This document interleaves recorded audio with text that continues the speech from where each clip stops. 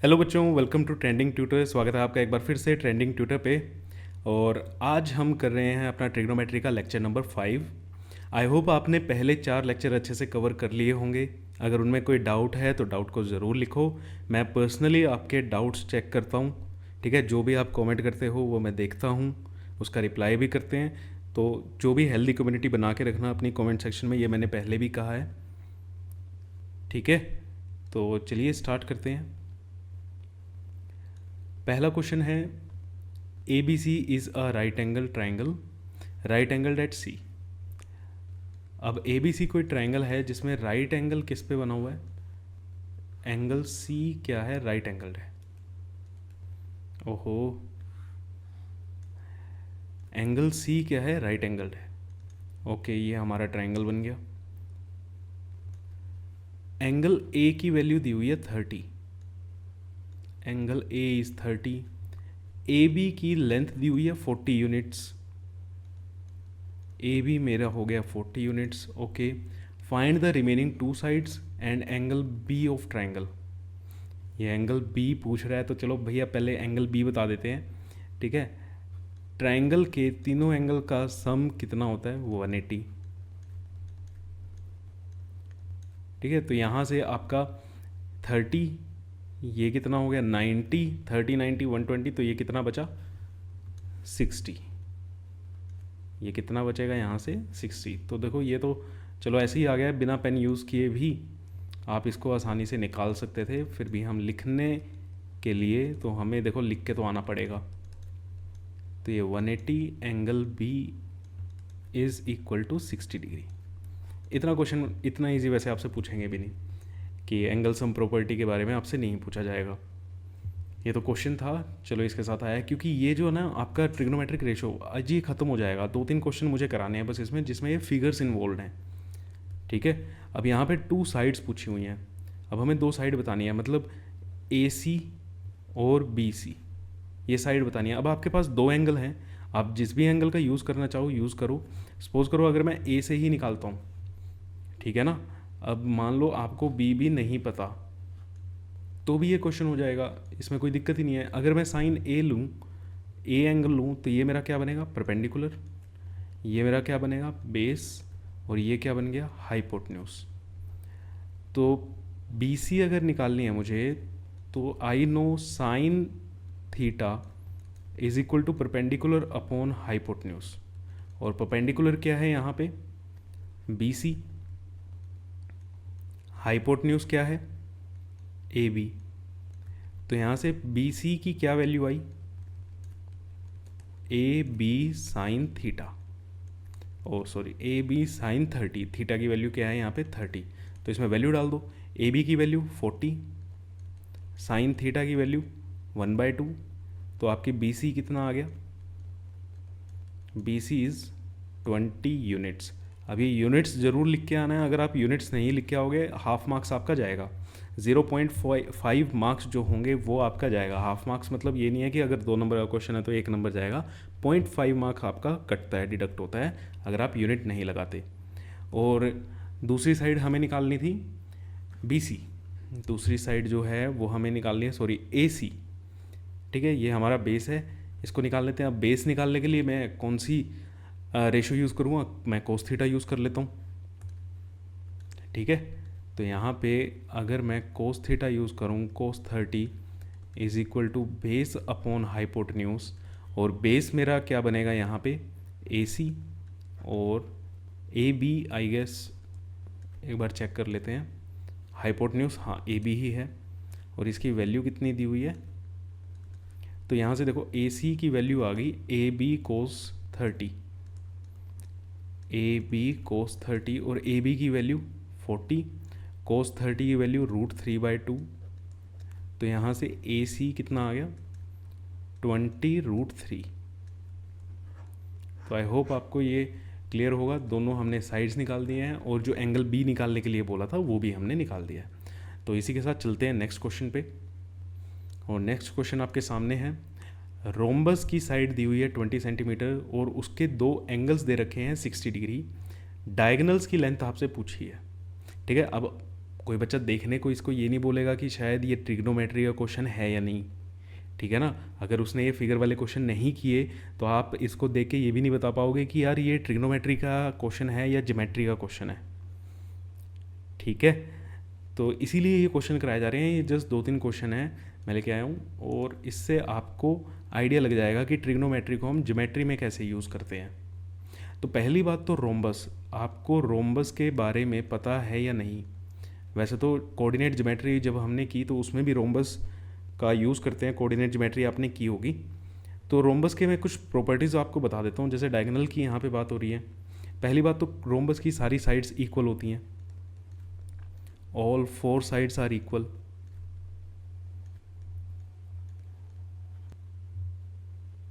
जो डायगोनल्स होते हैं वो बाइसेक्ट करते हैं एक दूसरे को, परपेंडिकुलर बाइसेक्टर होते हैं, परपेंडिकुलर बाइसेक्टर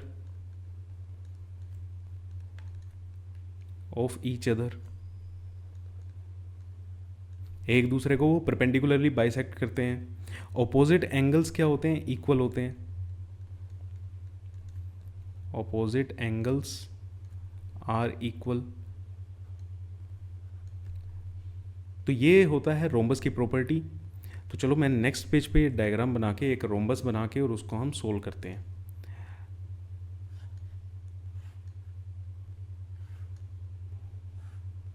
तो अगर ये रोम्बस लें, एक डायगोनल ये हो गया, एक डायगोनल ये हो गया, ए B C D.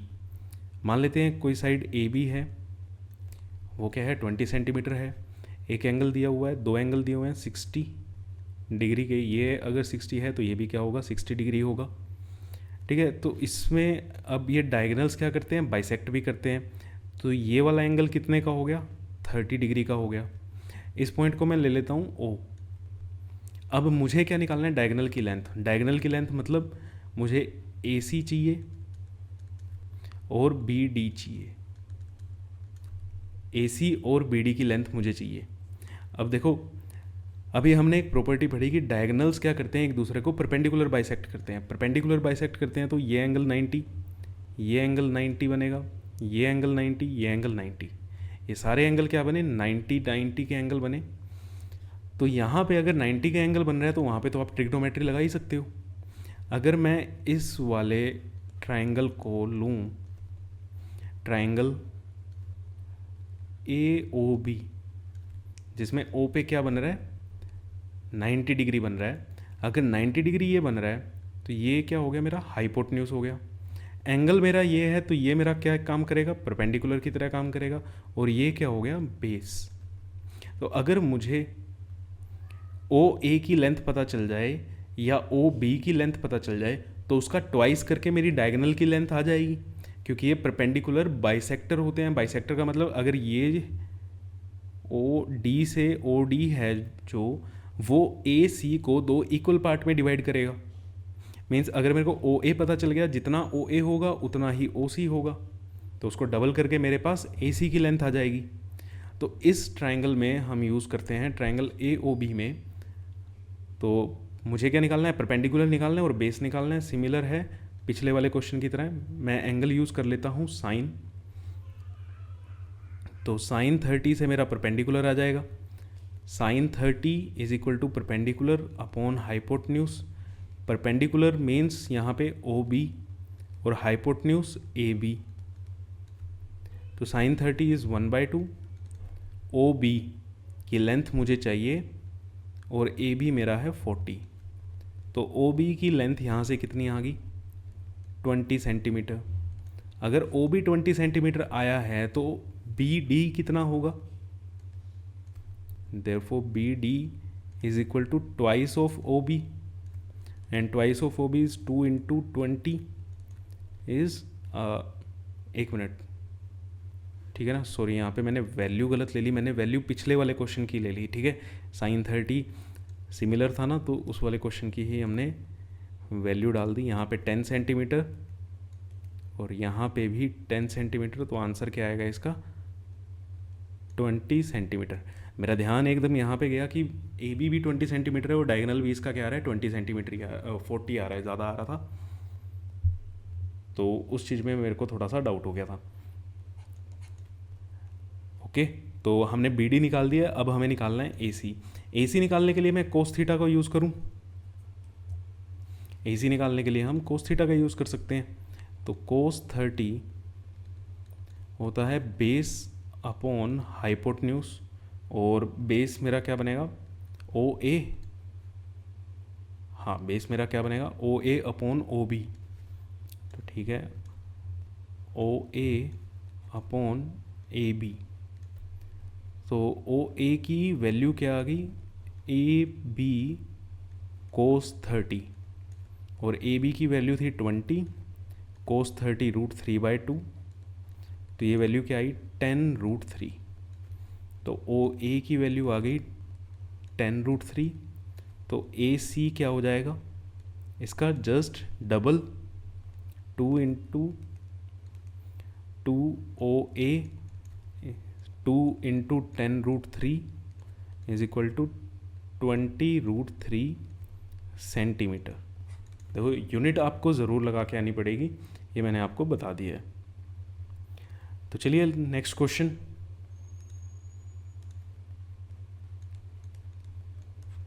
The altitude A D of triangle A B C, कोई ट्राइंगल है ए बी सी, उसमें एल्टीट्यूड डाला हुआ है ए डी, और उस ट्राइंगल में ए बी सी में ए एंगल जो है ऑब्ट्यूज है। ऑब्ट्यूज का मतलब ग्रेटर देन 90, ठीक है। ऑब्ट्यूज का मतलब एंगल ए जो होगा वो 90 डिग्री से बड़ा होगा, ये चीज़ क्लियर है। ए डी की वैल्यू दी हुई है, बी डी की वैल्यू दी हुई है, सी डी की वैल्यू दी हुई है, डिटरमाइन करना है एंगल ए क्या है। तो चलो हम एक ट्राइंगल बना लेते हैं। ये हमारा ट्राइंगल हो गया ए बी सी। ए डी क्या है, इसमें एल्टीट्यूड है, ए डी क्या हो गया, एल्टीट्यूड हो गया। अब एल्टीट्यूड है तो यहाँ पे 90 डिग्री बनेगा दोनों साइड, ठीक है, ये भी 90 और ये भी 90। वैल्यू देख लेते हैं, ए डी मीन्स एल्टीट्यूड की वैल्यू दी हुई है 10 सेंटीमीटर, बी डी ये वाली वैल्यू दी हुई है 10 सेंटीमीटर, सी डी और ये वाली वैल्यू दी हुई है 10√3। तो डायग्राम मेरा कंप्लीट है। अब इसमें एंगल ए निकालना है। एंगल ए क्या है, ये पूरे वाला एंगल निकालना है मेरे को। अब मेरे को ये बताओ, आपने ट्राइंगल में, मेरे को अगर ये 90 डिग्री पता है, एक ये पता है और ये पता है, तो ये वाली हाइट, ये वाले डिस्टेंस मैं नहीं निकाल सकता, ठीक है। डिस्टेंस भी निकाल सकते हैं, और इनमें से कोई भी एंगल मुझे निकालना हो, ठीक है, इनमें से कोई एंगल मुझे निकालना हो तो मैं वो एंगल भी निकाल सकता हूँ। अभी तक के जितने लेक्चर हुए हैं उन सब में हमने ये कवर किया है। तो सिमिलरली यहाँ पे भी दो मेरे राइट एंगल ट्रायंगल बन रहे हैं, एक ए डी बी और एक ए डी सी। इन्हीं ट्रायंगल्स का यूज़ करके मैं ए की वैल्यू निकाल लूँगा। इस एक ट्रायंगल से मैं इतने वाला एंगल निकाल लूँगा, ये छोटे वाला, और दूसरे ट्रायंगल से भी मैं ये एंगल निकाल लूँगा, मीन्स एंगल 1 और एंगल 2, ये निकाल के और दोनों को ऐड कर देंगे, सिंपल है। तो चलो अगर हम बात करें एंगल बी ए डी की, अब दोनों में एंगल ए ए है तो लिखना पड़ेगा बी ए डी। ये एंगल ले रहे हैं तो ये क्या हो गया मेरा परपेंडिकुलर, 90 डिग्री के सामने वाला हाइपोटेन्यूज, और ये मेरा क्या बना बेस। बी ए डी मुझे ये पता है, परपेंडिकुलर पता है, और मुझे क्या पता है, बेस पता है। परपेंडिकुलर भी पता है और बेस भी पता है, तो मैं कौन सी ट्रिग्नोमेट्रिक आइडेंटिटी लगाऊं। मैं इसको ना कलर चेंज कर देता हूँ एक बार, और फिर इसको ग्रीन कर देते हैं, ठीक है। तो यहाँ पे मैं tan लगा सकता हूँ, tan A is equal to perpendicular upon base. तो परपेंडिकुलर की वैल्यू 10, बेस की वैल्यू 10, तो tan A मेरा क्या आया 1, और tan A 1 किस पे होगा, A की वैल्यू क्या होगी 45 डिग्री। तो ये जो ग्रीन वाला पार्ट है, ठीक है, ये जो ग्रीन वाला पार्ट है ये क्या आ गया मेरा 45 डिग्री आ गया यहाँ से। ए की वैल्यू 45 आ गई। अब इसको दूसरा कलर मैं ले लेता हूँ यहाँ से, रेड कलर। ये रेड वाला पोर्शन हम निकाल लेते हैं। अब इस रेड वाले पोर्शन में भी देखो ये क्या बनेगा मेरा, परपेंडिकुलर। ये क्या बनेगा, बेस। अगेन tan थीटा अगर मैं यूज़ करूँ तो tan a is equal to perpendicular upon base, और tan a परपेंडिकुलर की वैल्यू क्या है, tan√3 अपॉन 10। तो tan a क्या आ गया मेरा, √3, मीन्स a की वैल्यू क्या आ गई यहाँ से, 60 डिग्री। तो रेड वाला एंगल भी आ गया मेरा और ये ग्रीन वाला एंगल भी आ गया। तो अब जो येलो वाला एंगल है वो कैसे निकलेगा, मीन्स जो कंप्लीट एंगल ए है वो कैसे निकलेगा भाई, इन दोनों एंगल्स को क्या कर दो, ग्रीन वाले पार्ट को प्लस ये रेड वाला जो पोर्शन निकला है उसको हम ऐड कर दें तो मेरा कंप्लीट एंगल ए आ जाएगा। ठीक है, तो मेरा क्या आ जाएगा, कंप्लीट एंगल ए आ जाएगा। तो ये कितनी वैल्यू है, 45 + 60, तो 105 डिग्री। ये मेरा क्या हो गया, आंसर हो गया। तो ये कुछ ऐसे डायग्राम्स में भी कुछ फिगर्स भी आपको दे सकते हैं और उसमें भी आपकी ट्रिग्नोमेट्री लग जाएगी, मींस ज्योमेट्री के क्वेश्चन मिल के भी ट्रिग्नोमेट्री में आ सकते हैं। तो यहाँ पे आपका ट्रिग्नोमेट्रिक रेशोज़ ख़त्म होता है। आज मैं आपको इंट्रोडक्शन दे रहा हूँ ट्रिग्नोमेट्रिक आइडेंटिटीज़ की, क्वेश्चन इस पे होंगे नेक्स्ट टाइम। ठीक है, लेकिन आज मैं आपको इसका यूज़ करना सिखा रहा हूँ, लेक्चर को यहाँ पे क्विट मत करना। तो ये 3 आपकी आइडेंटिटीज़ होती हैं और इन 3 को ही आपको याद रखना है। बाकी आपके टीचर 4, 5, 6 पता नहीं कौन सी याद करा देंगे अलग अलग तरीके से, तो उनको कुछ नहीं याद रखना। आपको सिर्फ ये 3 आइडेंटिटी यूज़ करनी है। इन्हीं 3 से आगे 4, 5 जो भी बनती हैं वो इन्हीं से बनेगी। बट जो भी आप ट्रिग्नोमेट्रिक आइडेंटिटी यूज़ करो, देखो यहाँ पे थीटा है, यहाँ पे थीटा है, मीन्स ये एंगल क्या है, सेम है। किसी भी आइडेंटिटी में देख लो एंगल क्या है, सेम है। आप यहाँ पे देखो थीटा है तो यहाँ पे भी क्या है, थीटा है। अब ये ऐसे नहीं है कि सर थीटा ही लिखते हैं एंगल को, तो हम एंगल को थीटा लिखने का मतलब नहीं है, एंगल को हम ए भी लिख सकते हैं, एंगल बी भी लिख सकते हैं। ठीक है, आपको सबसे पहले तो ये चीज़ दिमाग में बिठानी होगी कि भैया साइन थीटा और कोस थीटा, यहाँ पे थीटा ज़्यादा इंपॉर्टेंट है, साइन और कोस की वैल्यू नहीं है। ये आइडेंटिटीज जब भी लगेंगी जब आपके एंगल सेम होंगे। फॉर एग्जांपल अगर मैं ये ऐसे लिख दूँ, sine square A plus cos square B is equal to 1, क्या ये ठीक है? बिल्कुल भी ठीक नहीं है। बच्चे यहाँ पे जल्दबाजी देंगे, sine square cos square, sine square देखा कोस स्क्वायर देखा 1 कर दिया और क्वेश्चन हो गया गलत। फिर कहेंगे कि ट्रिग्नोमेट्री समझ नहीं आती। भैया ट्रिग्नोमेट्री में ज़्यादा जल्दीबाजी करने की ज़रूरत नहीं है, आपको एडवांस नहीं चलना, आपको बेसिक से चलना है। यहाँ पे ये मेरा बिल्कुल गलत है। इसका गलत होने का रीज़न आई गेस आपको पता है क्या है, एंगल्स आर डिफरेंट। तो अब समझ आया, अब समझ आया मैं थीटा पे क्यों इतना जोर डाल रहा हूँ, क्यों 3 बार मैंने लिखा है angle same, angle same, angle same. Angle आपके सेम रहने चाहिए। अगर आपके एंगल ही सेम नहीं है तो आप कोई आइडेंटिटी यूज़ नहीं कर पाओगे। ठीक है, तो इन आइडेंटिटीज़ को मैं थोड़ा सा आपको एक्सप्लेन कर देता हूँ। जैसे पहली है हमारी sine square theta plus cos square theta is equal to 1। अब इसका कैसे कैसे यूज़ कर सकते हो, इसको ऑल्टर कर सकते हो। यहाँ से अगर मुझे साइन थीटा की वैल्यू निकालनी है, साइन स्क्वायर थीटा की वैल्यू निकालनी है, तो मैं कैसे कर सकता हूँ, 1 माइनस कोस स्क्वायर थीटा की टर्म में आ सकती है मेरी value. Means sign square theta को कहीं पे मैं 1 माइनस कोस स्क्वायर थीटा लिख सकता हूँ। मुझे साइन थीटा चाहिए तो मैं अंडर रूट ले लूँगा इसका, 1 माइनस कोस स्क्वायर थीटा। तो अब मैं आपको ये चीज़ें क्यों बता रहा हूँ, क्योंकि अलग अलग फॉर्म में ही आपको आइडेंटिटीज़ जब आप करोगे, आइडेंटिटीज़ के क्वेश्चन करोगे, तो आपको ये ध्यान में रखना पड़ेगा कि मैं किस चीज़ को कैसे लिख सकता हूँ। यहाँ से अगर मुझे साइन स्क्वायर थीटा लिखना है, आप देखो अब ब्यूटी तो यहीं पे है ना, जब आपका दिमाग चलेगा। ये ए स्क्वायर माइनस बी स्क्वायर, ए स्क्वायर माइनस बी स्क्वायर को कैसे लिख सकते हैं, ए प्लस बी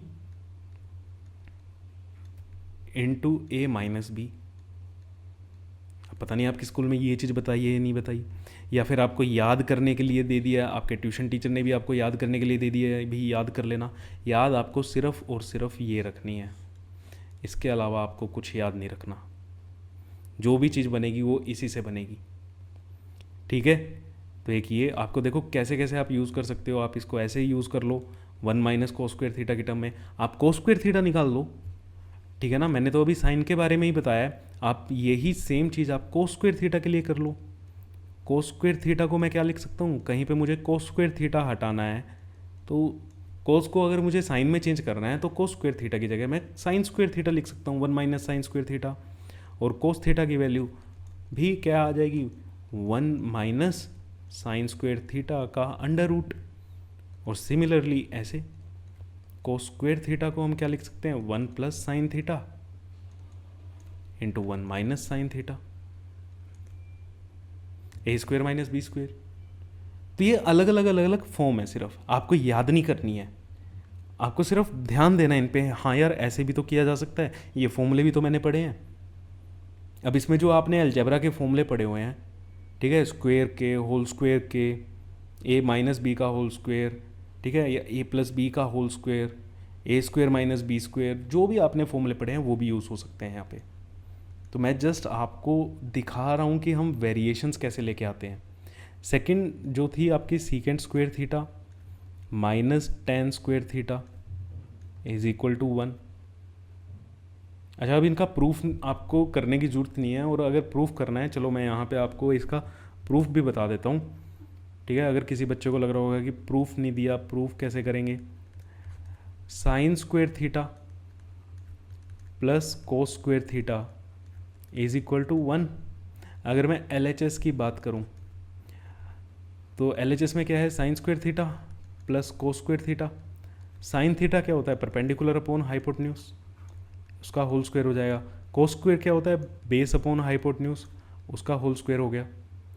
तो यहाँ से क्या आएगा, परपेंडिकुलर का स्क्वायर अपॉन हाइपोटेन्यूज का स्क्वायर प्लस बेस का स्क्वायर अपॉन हाइपोटेन्यूज का स्क्वायर।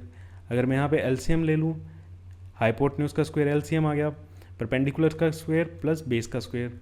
अब परपेंडिकुलर का स्क्वायर प्लस बेस का स्क्वायर, इसको मैं बाय पाइथागोरस, ये किसके बराबर होता है, h स्क्वायर के। तो क्या आ गया, हाइपोटेन्यूज का स्क्वायर अपॉन हाइपोटेन्यूज का स्क्वायर मतलब 1। तो LHS भी मेरी क्या बन रही है, 1, और RHS भी मेरी क्या है, 1।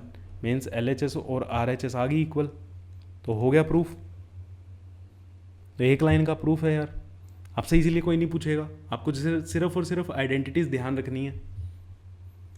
क्लियर है। ऐसे ही sine secant square theta minus tan square theta is equal to 1।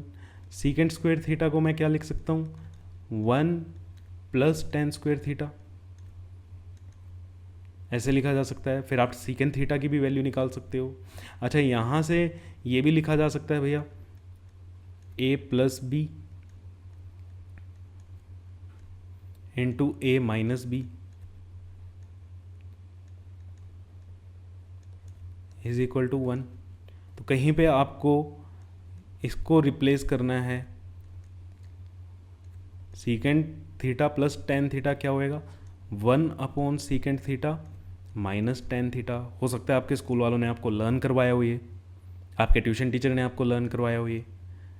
तो लर्न करने की कुछ ज़रूरत नहीं है, हमारी मेन आइडेंटिटी ये है, बस इसी को ध्यान में रखना है। सिमिलरली कोसिकेंड थीटा के साथ भी ऐसा ही होगा, वो कोई अलग थोड़ी है। थर्ड हमारी क्या थी, cosecant square theta minus cot square theta is equal to 1। तो यहाँ से cosecant square theta is equal to 1 plus cot square theta, ये आप कर सकते हो। या फिर सेम a प्लस बी और a minus B, a minus B cosecant theta minus cot theta is equal to 1। तो cosecant theta plus cot theta is equal to 1 upon cosecant theta minus cot theta. अब कुछ अच्छे level के question होते हैं जहाँ पे इसका भी यूज़ होता है, ठीक है। सीकेंट और टेन की टर्म में आप पे क्वेश्चन आया भी होगा, पता नहीं आपने किया भी होगा, या जिसने नहीं किया है वो हम आगे कर लेंगे, जहाँ पे किसी किसी क्वेश्चंस में ऐसे कर दिया सीकेंड थीटा प्लस टेन थीटा को 1/सीकेंड थीटा माइनस टेन थीटा कर देते हैं। तो अब कहाँ से आता है, बच्चों को याद करा देते हैं भैया ये भी एक आइडेंटिटी होती है। ये कोई आइडेंटिटी नहीं है, आइडेंटिटी वही है, उसी को बस फॉर्म चेंज की है। ठीक है, तो ये आइडेंटिटीज़ याद करके आना, और इन आइडेंटिटीज़ को कैसे यूज़ करना है, कैसे आप ऑल्टर कर सकते हो किसी किसी चीज़ को। ठीक है, तो ये सब चीज़ें सीख के आना, इनको रिवाइज करके आना। और आपके ट्रिग्नोमेट्रिक रेशो आपका ख़त्म हो गया है। मीन्स जो आधा चैप्टर है पहला, जो trigonometric identities, introduction to trigonometry जो चैप्टर है आपका एनसीईआरटी में इस नाम से है, तो वो आपका ख़त्म हो गया है हाफ। उसमें से रेशो वाला पार्ट हमारा क्लियर है। अब हम करेंगे आइडेंटिटीज़, और उस पर भी अच्छे खासे क्वेश्चन करेंगे। आपके जितने आपके प्रीवियस ईयर क्वेश्चन हैं वो भी कर देंगे, और आर डी शर्मा भी कर देंगे, एनसीईआरटी भी कर देंगे, एनसीईआरटी एग्जाम्पलर भी कर देंगे। तो आपको कोई टेंशन लेने की ज़रूरत नहीं है। तो चलिए मिलते हैं नेक्स्ट क्लास में। Thank you so much.